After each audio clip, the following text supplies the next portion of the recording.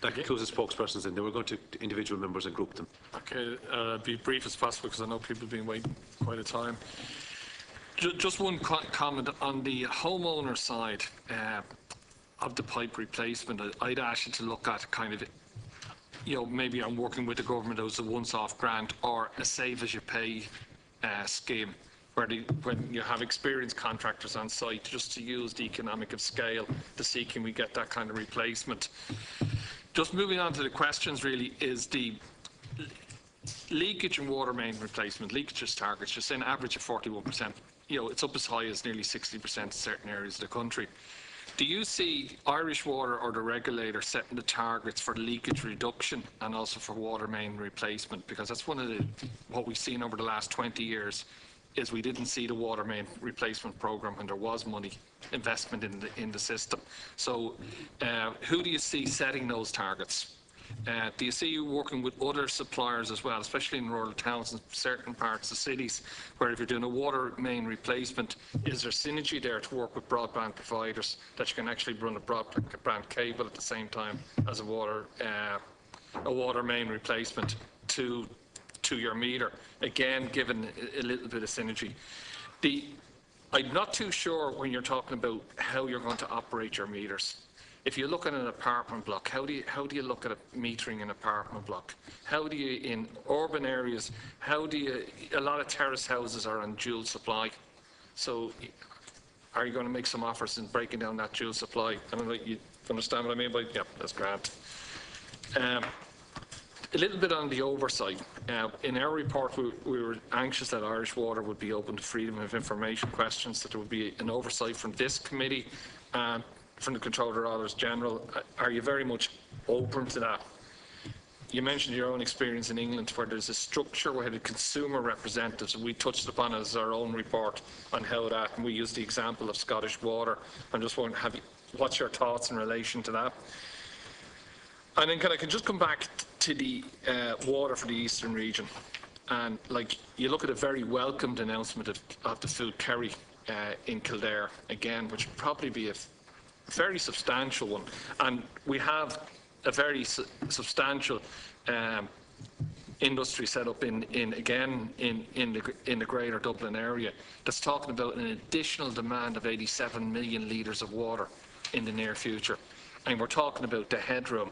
If you look at Dublin City in itself, 5 out of every 7 days, it can't manufacture enough water to supply the Dublin City area, and you're building headroom up on the weekends. I don't get the sense of of urgency, and this affects. And a lot of people say it's a Dublin issue. It's not a Dublin. This is from Dundalk and Louth on one side to Arklow to Mullingar on the Aegis. So it's very much a regional problem. And this is where the foreign direct investment wants to set up because they can attract industries to it. And you look at a 4 to 6 year lead time for wherever the additional water supply is going to come. I certainly would like to sense a bigger sense of urgency on about dealing with the water supply for the Eastern region. Because if we don't get that sense of urgency, we're not going to be able to achieve. I think it's now one of the top 5 indicators for foreign direct investment, a sustainable, copious supply of water, especially when you're talking about the food, pharmaceutical, electronic industry. If we need to stay in that market, we need to prove that there is an urgency on Irish Water in this state to make sure that there's a water provision where it's needed, where they want to set up and where we can attract in. If you look at Intel, our main competitor for Intel is Israel. Water is a huge competitive advantage we have. But if that urgency isn't there from yourselves, and I believe it's probably are not expressing the urgency, more so that they just do have that sense of urgency. But I'd be interested in giving us some kind of comfort in saying, look, we get the story, we know the water has to be supplied, and we're going to deal with this in a very business-wise and urgent manner within a certain time frame. Thank you, Chair. Thank you, Deputy. Sorry. Do you want me to deal with those? Please. Okay. I mean, certainly I think the save-as-you-pay approach has probably got merit. We're in the middle of discussions ourselves with Minister Pat Rabbitte in the context of Save as You Pay as utilities in the context of energy, and certainly it is an interesting concept, and certainly take that suggestion away. In terms of targets, certainly in the case of Ofwat, in the case of the UK, the amount of money expended by the utility and the KPI improvement was part of the consultation process of agreeing a CapEx programme. That's exactly the type of scrutiny that we're going to go through, Chairman, in the context of, for a certain amount of investment by region, we will have to actually meet a certain level of leakage reduction and show and demonstrate that there has been that leakage reduction. And that is the approach that is going to be, in our view, taken in from Ofwat into the Irish regulatory system. So it is our expectation that that's what's going to happen. If you think about how we go to our own CapEx programme in gas at the moment, that's exactly how it goes. We have a customer charter, we must meet these KPIs, and we must invest effectively in an efficient manner. And they are all sanctioned. All of our transmission, gas transmission, is sanctioned by the CER individually, and also by the Department of Communications, Energy and Natural Resources. So there's quite an amount of oversight, and we would expect that oversight to continue in the context of very large schemes and leakage reduction schemes. So the leakage reduction scheme is going to go on for multiple price control periods, and a price control could be 5 years. You could be seeing 3 price controls dealing with a progressive leakage reduction in terms of every region across the country. Quite clearly, in the context of the security of supply issue, Deputy Humphreys, if it wasn't urgent, as an engineer, I fully understand that there is an urgency attached to it, and I fully understand from speaking to people like Barry O'Leary and IDA that there are issues around essentially the placement of infrastructure, and water is a material issue. Can I also say that the introduction of meters, we would hope, will actually reduce domestic consumption by a figure of at least 10%. There is empirical evidence to show that that would be the case, and certainly in the context of other charges that have been introduced on a variable basis, certainly citizens have reacted by actually giving certainly let's say, with a conservation education programme, we should see a greater Dublin conservation that might give us that bit of extra period to actually deal with the urgency of the issue that we put forward. But it's not, as I say, that is not a silver bullet to the actual problem. The problem is going to have to be dealt with a significant investment in a particular project.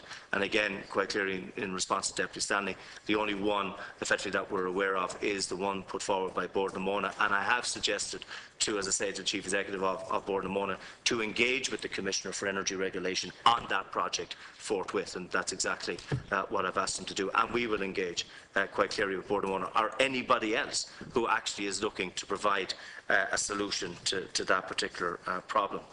On the broadband cable, we have a telecom subsidiary called Aurora Telecom, where we work with ENET, who actually use the sewage system, that use the MANs across the country. We're very familiar with it, and we're already ourselves as a company bringing fibre through our allied to our gas pipelines right across from Dublin to Galway to Ennis to Shannon to Limerick and to Cork at the moment, and we're commissioning in Cork this month. We were the first company to have brought fibre optics to Shannon through our gas pipeline commitment. So we're very familiar with the conjoining, and there's absolute sense in making sure that if we're putting in new infrastructure, that we look at the opportunity of the last mile fibre at the same time. And I have been saying that quite clearly in governmental circles, and I think there's a real opportunity there. In terms of FOI oversight, that's a matter for legislation. It's clearly for us, we're a commercial company. We're not subject to FOI, but we are subject to Oireachtas committee oversight, and we will continue to be a company in Irish Water subject to that, but it is a matter for legislation, I would suggest. On the Consumer Council, clearly in terms of the Consumer Council, there is an opportunity under the CER potentially to have a body that fundamentally is there in statutory terms or otherwise to actually advise on consultation, a consultation process with respect to the administration of charges and the provision of services. And certainly that's something that certainly should be looked at in that context. For us, quite clearly as utilities, we have built up our citizen linkage over many, many years, and we have quite regular focus groups in terms to understand what our customer wants. It's quite a lot more mature in terms of the provision of gas and electricity, particularly since we've had switching in those utility industries. We're not going to have that in the context of Irish Water.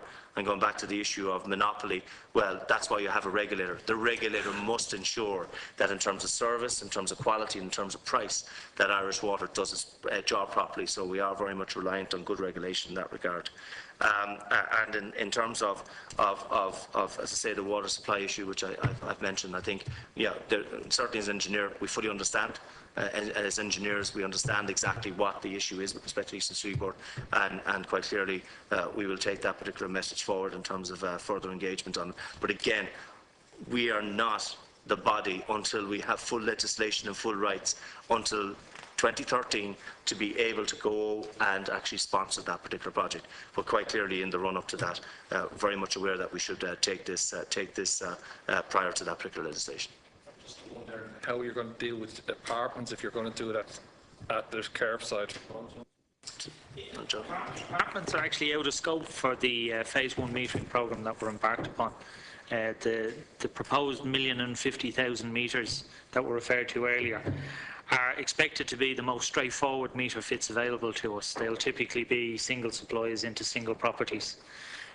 We'll have to circle back around to look at more complex properties in the future, and I think meter fits to those properties are likely to be the subject of cost-benefit analysis to regulator, and we'll only be embarking on such programmes in the event that regulator approves those programmes and permits us to proceed with them. Just because, like in Dublin South East area, I would represent up to 50% of residents are apartment dwellers. Yeah, absolutely. So you're saying in the first round they're not going to be metered? They won't be metered in this first tranche. And how will they be charged? They'll be charged on an assessed basis. Which is, and I think it's important to recognise this, which is how everybody will be charged whilst they're waiting for a meter to be installed. A much longer period. It will be a longer period for people in apartments, or indeed, you alluded them to yourself, Deputy, properties that might have dual supplies, or properties that might have supplies from the rear, where the main is in the back garden, and so on. So there are a number of categories of properties, and we won't have identified all of those categories or the full extent of them until we've completed the surveying. In the context of the waste industry, for example, as you may be aware, Deputy, what happens is that the management company in those self-same apartments, and those differ for private tenanted landlords, etc., but in the case of management companies, they actually would share out the charge effectively of a central waste service, effectively, or any other service, common energy, common lighting, etc., common heating across an apartment block. Certainly the opportunity to put in one central meter for all of the water supply going into an apartment block is an option, but it's up to the management company then to effectively charge that as part of the annual statement to those apartment units. Will you get board individual? okay, Deputy, absolutely understand that, but there's not an easy technical solution to it either, Deputy. All of this